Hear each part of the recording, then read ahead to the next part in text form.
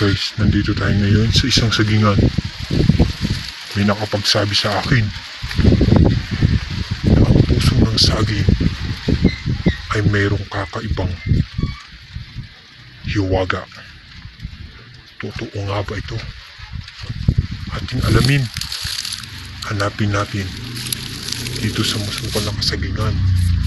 Titignan natin kung may puso na ba ang saging. Iisa-isahin natin. Uy, may bunga ang saging. Akin na ba itong pipitasin? Wag, baka ito'y may nagmamay-ari. Ang diwata ng saging. Isa na guys. Dadakuin natin. Yun! Mayroon pang isang saging doon. Dalawang puno ng saging ang may bunga na. Mga kaibigan, mukhang hitik sa bunga ang mga saging dito.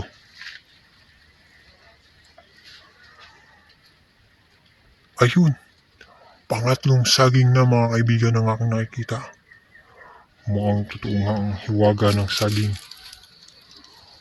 Kailangan nating mahanap ang puso ng saging mga kaibigan. Natatanaw pa akong isang saging. Ayan, saging na senyorita yan mga kaibigan. Wait lamang, baka ahas ang ating mahanap, hindi puso ng saging. Ayun, may natatanaw pa ako dito sa dulo mga kaibigan. Lang. Atin muna itong papahinugin. Masyado nang malinaw. Sana yan. Whoop. Close the door. Ayan mga kaibigan.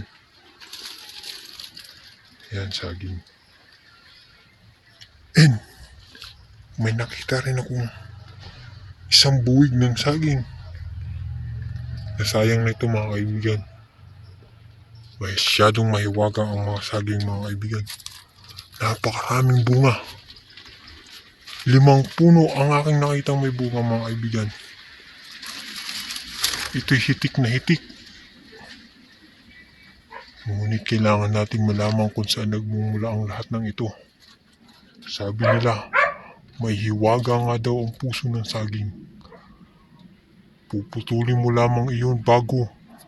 Yung parang bagong bubulaklak pa lang ang puso ng saging, kailangan mo nang maputol at mainom ang dagta.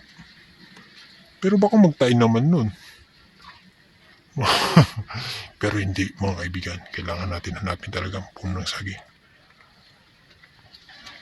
Dadako tayo rito. Mga kaibigan, may nakita uli ako isang buwig ng saging. Ito hindi na napakinabangan sapagkat kinain na lamang ito ng lupa. Mga kaibigan, ayun pa uli, isang buwig na naman ng saging. Hindi na talaga ito napapakinabangan. Kaya kapag nahinog na ito mga kaibigan, ating ipamimigay. Abangan ninyo mga kaibigan ng part 2 ng puso ng saging. At ating mapitas ang iba rito. Paalam mga kaibigan.